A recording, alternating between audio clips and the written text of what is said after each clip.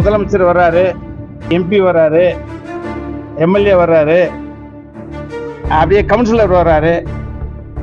கடைசி பார்வை தான் கவுன்சிலர் மேல போறோம். இந்த புதிய படம் வந்து திரையரங்குல ஆரம்பிச்சாங்க. இதனால திரையரங்கு மற்றும் வந்து தயாரிப்பாளர்கள் பெரிதும் பாதிப்படைகிறாங்க. ஒரு சகா நடிகர் மற்றும் இயக்குனர், நீங்க எப்படி இதை பாக்குறீங்க? நீங்க கேட்க வந்த கேள்வியை நான் இப்படி புரிஞ்சுக்கிறேன்.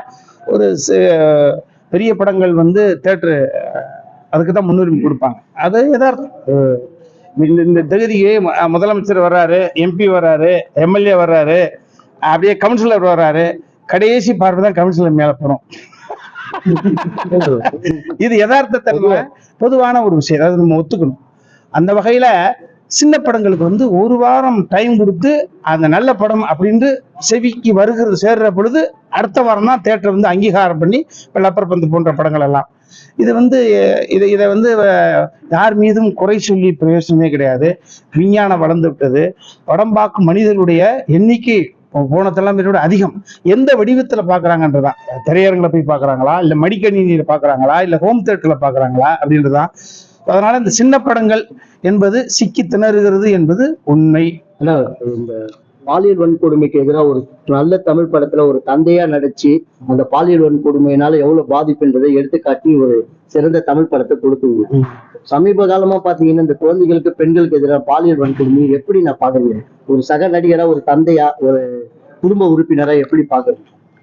நான் ஒரு தாயின் மகன், ஒரு தங்கையின் அண்ணன், ஒரு மனைவியின் கணவன், ஒரு மகளின் தந்தை, அது போக மருமகளின் மாமனார், பேத்தியின் தாத்தா. இந்த இவ்வளவு வடிவங்கள் என்னை பெண்ணை சுற்றி தான் இருக்கு. அது கொடுமையானதுதான்.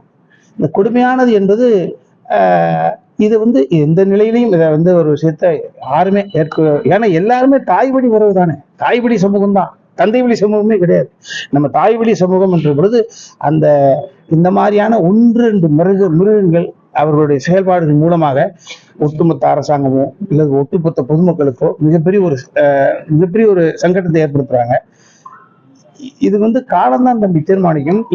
இந்த கேடுகட்ட செயலில் ஈடுபடக்கூடியவர்கள் வந்து அவர்களுக்கான மிகப்பெரிய ஒரு தண்டனை இருக்கு. பாப்புலேஷன் அதிகம், மிகப்பெரிய அந்த காலத்துல இருந்துச்சுன்னா ஒரு தெரு இருக்கும், இத்தனை வீடு இருக்கும், என்ன தவறுனா டக்குன்னு கண்டுபிடிச்சிருவாங்க. திரும்பவும் சொல்றேன், ஒரு பெண் தான் பாதிக்கப்பட்ட நிகழ்வை பொதுவெளிக்கு வந்து சொல்லுகிற அந்த உணர்வை நம்ம எல்லாரும் சல்யூட் கொடுத்து பாராட்டணும். அதைதான் நம்ம இப்ப செய்ய முடியும். இப்ப ஒரு பெண் நான் வந்து பாதிக்கப்பட்டேன்னு சொன்ன உடனே எல்லாரும் அட்டென்ஷன் கிரியேட் ஆகுதுல்ல. ஸோ அப்ப இந்த பாதிக்கப்பட்ட பெண்கள் வந்து நம்ம சொல்லிட்டோம்னா அந்த சமுதாயம் நம்ம கேவலமா பார்க்குமோ அப்படின்னு நினைச்சு நிறைய பெண்கள் வந்து வெளியிலே சொல்ல முடியாம அனுசரிச்சு போகக்கூடிய காரணத்தினாலதான் இந்த மிருகங்களுக்கு வந்து இன்னும் அடுத்த கட்டத்துக்கு நகர்வதற்கான ஒரு திமிரு வந்து மண்டைக்குள்ள வந்துருது. எந்த பெண்ணாக இருந்தாலும், நம்ம மகள்கள், நம்மளுடைய தங்கைகள், நம்முடைய அண்ணன் பிள்ளைங்க, எந்த பெண்ணாக இருந்தாலும் அது எவ்வளவோ அமைப்பு இருக்கு. நேரடியாக காவல்துறைக்கு தான் கொடுக்கணுன்ற அவசியம் கிடையாது.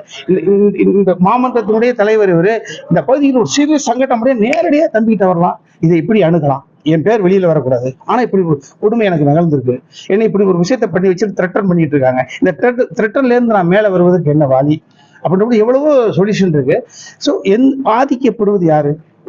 பாதிப்பை ஏற்படுத்தணும்னு நீங்க மாற்ற முடியாது. பாதிப்படைகிறவர்கள் நினைத்தால் பொதுவெளிக்கு வந்து அந்த விஷயத்தை சொல்லி மாற்றுவதற்கு முயற்சிக்கலாம். செய்திகளை உடனுக்குடனும் துல்லியமாகவும் தெரிந்து கொள்ள சப்ஸ்கிரைப் பண்ணுங்க.